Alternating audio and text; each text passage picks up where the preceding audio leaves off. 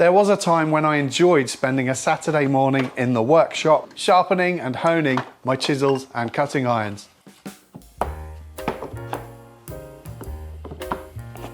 But now not only do I feel like I don't have the time to do this, particularly since we started a family a couple of years back, but I also find myself not really enjoying it anymore.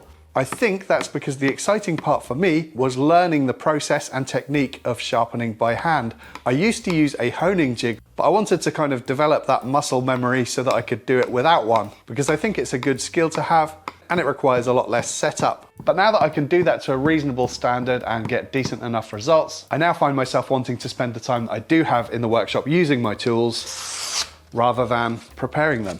I don't get perfectly accurate results using this method, but honestly, I don't care. I'm not a perfectionist. I just need my tools to cut well for the work that I do. Good enough is good enough. And there are so many different options nowadays, like whetstone machines and the belt grinding type machines and all sorts of jigs and things, but to be honest, none of those options appeal to me. What I want is A, something that's permanently set up and ready to use, B, something that doesn't require a lot of cleaning, C, something that gives me good results quickly, it doesn't need to be meticulous and precise, and D, something that's not too expensive. I already have a 6-inch grinder with a ceramic aluminium oxide wheel fitted, which I use for sharpening my wood turning chisels. This wheel doesn't create much heat, so even though this is a full speed grinder, I've never needed to worry too much about overheating and spoiling my cutting edges. And I have a basic tool rest, which I might reuse on my new setup, and I have this 400 grit sanding belt on the other side, which I mainly use for putting a sharp edge on knives before honing on my leather strop. I also sometimes use that belt for sharpening my rough chisels. You know, those chisels that go to all of those dark, nasty places where normal chisels would never go. There's a lot that I dislike about this setup though. Firstly, the mess. This grinding wheel fills the air with nasty dust particles that I do not want to be breathing in, particularly when using the dressing tool to try and true up the face. It's also inconsistent because each time I use that wheel, it gets a little bit smaller. So even though I made these jigs, enabling me to set the tool rest at a specific angle, each time I use it, it gets a little bit less accurate. It does also wear quite quickly and requires truing up quite frequently. It's an 80 grit wheel and I would have preferred a 150 or 180 grit, but at the time it was all that was in stock. Aside from that though, it does a good enough job and it was cheap. I have a video all about putting this together if you want to check that out. Before we take a look at what I'm replacing it with, if you like your tools sharp and your mind sharper, for me that's where Holy Energy comes in. It gives me a focus boost while I'm working without turning me into a shaky mess or tasting like battery acid. Today I'm going for Fruity Frog. Holy is a better alternative to conventional energy drinks. 0 sugar, no aspartame, no taurine, natural flavours, and only 21 calories a serving. In addition to the energy range, there's also hydration, which packs electrolytes, minerals, and coconut water, plus the iced tea and milkshake ranges. As I am one of those unusual English people who doesn't drink tea or coffee, having all these exciting flavours and varieties is a great way to make staying hydrated more interesting for me. And they've ditched the waste, no cans or plastic bottles, just recyclable packaging. I'd recommend trying the Starter Set Deluxe. It's a bit like a hydration pick and mix. Until the 2nd of December, it's available for £10 off. And for orders placed by then, you also get a chance to win €50,000. In addition to that, you can use my code RAGANDBONE5 for a further £5 off your first order, or RAGANDBONE for 10% off. So on to what I've bought and why. This is the Sealy 200mm or 8-inch variable speed grinder, and I believe it's the only variable speed grinder available here in the UK. For sharpening, you really want to be doing that at a lower speed because you don't want to risk overheating the cutting edge. And there are some slow speed grinders available, but they are few and far between here in the UK. And I quite like the idea of having adjustable speed. Axminster did have a slow speed grinder, but that seems to have disappeared. And when it was around, it was always out of stock. There's also a Laguna model, which does 2 different speeds. That is also out of stock and its motor is only 370 watts, whereas the Sealy has a 550 watt motor.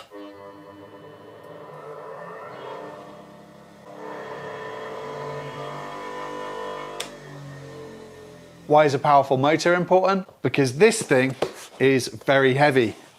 This is a CBN wheel by Axminster Tools. I've wanted one for years. There are so many benefits of these over other types of wheel. CBN grit is electroplated onto a solid steel wheel, which means it's extremely hard wearing, which will last probably decades for me considering I'm not sharpening on a regular basis.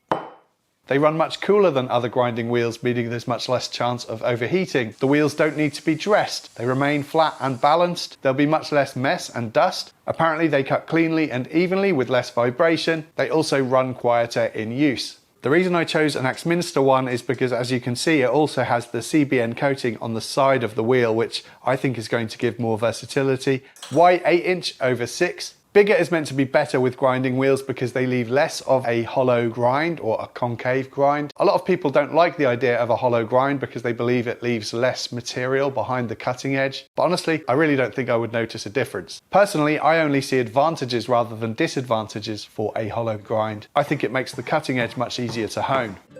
The grinder comes with the usual guards and crappy tool rests, although these are slightly nicer than any I've had before, to be fair, but still, I won't be using them. There's also a little water dip tray that slots onto the front. I'm going to need to make some modifications to fit the CBN wheel though. I need to get this 1/4 inch bore onto the 5/8 inch arbor by boring out the holes wider in these 1/2 inch adapter rings. Isn't it great to live in such a universally standardised world? I'll get the adapters fitted to the CBN wheel and then look through my drill bits to see if I have any imperial sized bits, and these step drills look like they will get me pretty close. I can do the rest with some careful filing. The inner flange goes on, then the CBN wheel, which by the way is about 8mm wider than your regular grinding wheel, so the next issue I have is that the outer flange won't leave enough on the arbor thread to get my nut added. So I found a washer that I think should basically do the same job. I also want to find a way to get my wheel guards fitted, so I'm removing these bolts to replace with some longer ones, and using some of this tube that I found in my box of random metal bits, I'll make some small spacers.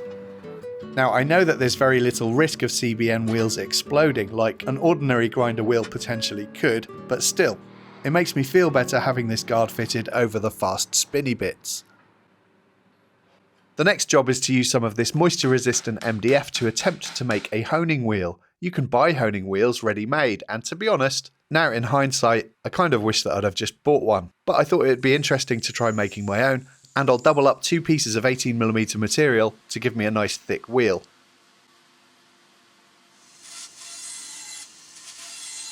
After roughly cutting it out at the bandsaw, I can true it up properly on the lathe.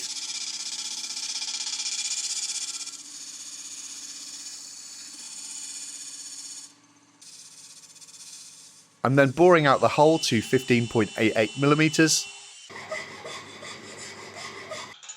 Unfortunately, even though I tried very hard to make this as accurate as possible, when I tested it out on the grinder, it looked way off. Now, a word of warning, I do not recommend that anyone tries this, but I set up a temporary tool rest, and by turning the grinder on and off repeatedly to get an appropriately slow turning speed, I managed to true up the wheel to the grinder itself. In hindsight, a safer method probably would have been using a coarse sandpaper stuck to an MDF block. I added some wax to seal up the faces of the MDF, and the wheel guard on this side also needed some small spacers made. Most bench grinders spin in this direction, towards you, and that works fine for grinding, but it's actually really dangerous for honing. Because obviously if I hold a cutting edge against this wheel as it's spinning towards me, there's a high chance of it catching, which is going to send my sharp tool flying away in one direction or another. So what I've seen some people do is actually turn their grinders the other way around, remove these wheel guards, and then obviously the wheels are spinning in the opposite direction. The trouble with that is you then need to reach over to hit the on and off switch and the speed control. But there's another option once you open it up. By removing these 2 bolts holding the grinder to the base, it's possible to flip the base 180 degrees to get the grinder wheels to run in the opposite direction. Once again, this is not something I would recommend, for grinding at least, for reasons I'll explain shortly, that I completely neglected to think of. More on that later. Now I really should have done that before fitting these wheels, because now I have to flip these guards over, so let's get that sorted. That's better. So in theory, this should now run in the upwards direction. And it does. When this is up to full speed though, it's going to be difficult to tell which direction it's spinning in, so for that reason, I'm going to mark this up with an arrow. I'll reuse my old grinder base, since it has a nice wipeable surface.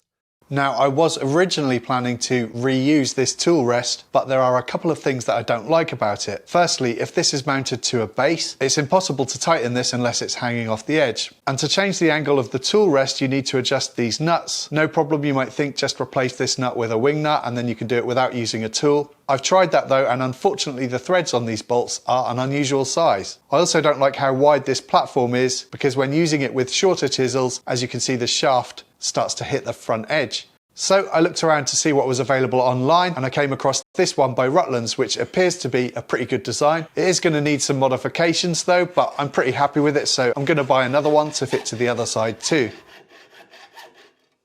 If you are interested in this or any other product from Rutlands, please do use my affiliate link, which I'll leave in the description box below.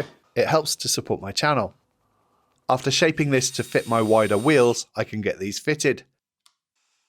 I can also make some angle jigs, which will help me to set the tool supports to the right angle repeatedly. I used the speed square to mark a 25-degree angle and then carefully cut it out on the bandsaw. I can then reference that from the tool rest, making sure that the bottom of the jig is in contact with the wheel, as that's where the chisels and cutting irons will come into contact with the wheel. I can then lock the tool rest and trace around the shape of the wheel, cut that out accurately, and that's it done. I made another one for 30 degrees and a third one for 45 degrees, which will be useful for my turning chisels. Now I can get the grinder fitted to the base and test it out for the first time. And here's where I noticed a problem. I can't quite believe that it didn't occur to me that all of the sparks and debris from grinding was now going to fly upwards. And even though I've got these guards fitted, and of course I always wear my eye protection when using a bench grinder, this doesn't feel like the right solution. But I have come up with another idea.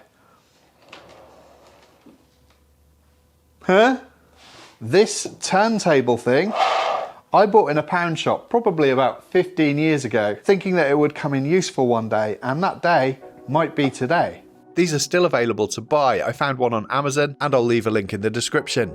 I have a scrap of 9mm MDF and I'll roughly mark up and cut out a hole to accommodate the turntable thing. This gets mounted to some 12mm ply, which I had cut to the same size. Now for what I'm planning this time, I've decided not to run the grinder in reverse, so here I'm undoing what I did previously to get it running as it did straight out of the box. And what I'm planning to do now is run the CBN wheel running towards me to avoid the issue of the sparks and debris flying upwards, and then rotate the machine so that I can use the honing wheel in the safe direction. To do this, I needed to reposition the wheel guard on the CBN side so that it is facing the front of the machine again, and then refit the outer plate. Now there's one issue here. Because this wheel guard plate is now basically upside down, the tapped holes designed for mounting the eye shield thing are now at the bottom rather than the top. However, I found that I could mount it to the bolt which holds the wheel guard together instead, and that actually worked fine. I'm going to use some foam adhesive mounting tape to get the turntable fitted to the base. And in case you're wondering how strong this thing is, well, it takes my weight, so I expect it'll be fine. I'm going to add some timber just to close up the gap a bit between the top and bottom of the base so that it doesn't wobble around so much. I'll use a bit of an old drumstick as a pin to lock the base in position.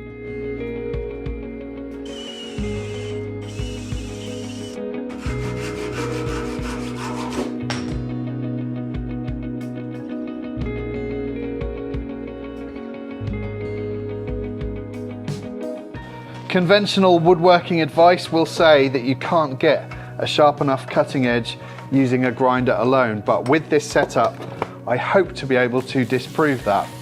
First though, I'll secure this down so it can't move about. I'll start by putting a fresh 25-degree grind onto all of my best chisels and cutting irons.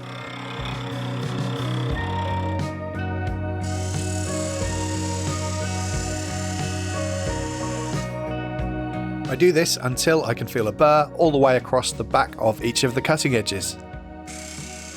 This is my scrub plane iron, which has a camber to it, and this setup makes it easy to shape.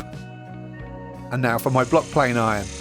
I was amazed at how cool the CBN wheel cuts compared with my old grinding stone. I had water on standby, but I didn't need to use it much at all. Now I can twist it around to the honing wheel, where I set the tool rest to 30 degrees And I read somewhere that it's a good idea to seal up the end grain of MDF with candle wax, so that's what I'm doing. Apparently it helps provide a harder, more polished surface and seals up the pores. After letting that spin for a while to dry, I then charged it up with green polishing compound, which I believe is the equivalent to about 10,000 grit. And I know that jumping from 180 grit to 10,000 grit will be frowned upon by many woodworkers, but I can't see any reason why this isn't going to work. And there is my nice polished micro bevel. And it seems to cut great. Let's try it on oak end grain to give it a more difficult test. What about some block plane action?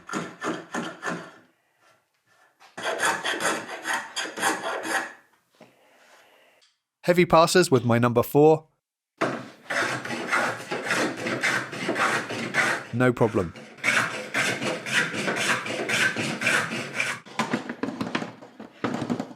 So finally onto my turning chisels. These get sharpened at 45 degrees. No need to hone these edges. Fresh off the 180 grit CBN wheel is plenty sharp enough. Now I can sharpen quickly and easily, but I'm keen to hear your thoughts. Is this brilliant or am I lazy? Thank you for watching.